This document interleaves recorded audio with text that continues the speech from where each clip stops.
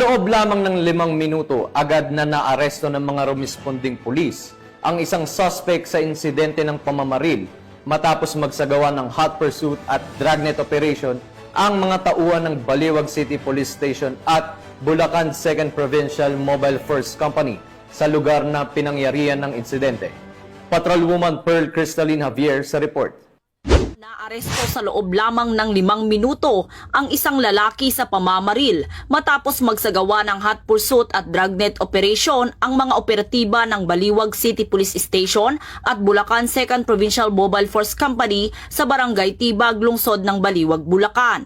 Kinilala ni Police Lieutenant Colonel Jason San Pedro, Acting Chief of Police ng Baliwag City Police Station, ang suspect na lalaki, 45 anyos at residente ng Barangay Sabang, Baliwag, Bulacan.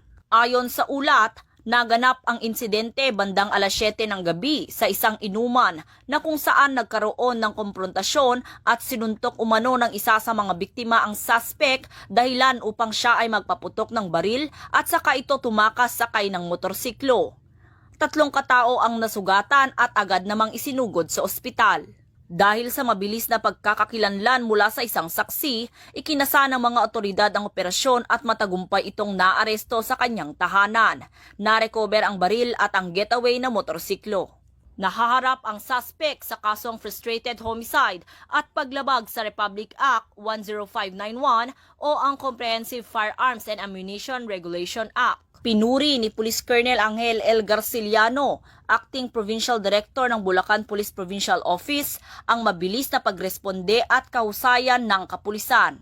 Nagpasalamat din siya sa kooperasyon ng komunidad at muling tiniyak sa publiko na patuloy ang Bulacan PNP sa pagsusulong ng kapayapaan at kaayusan sa buong lalawigan.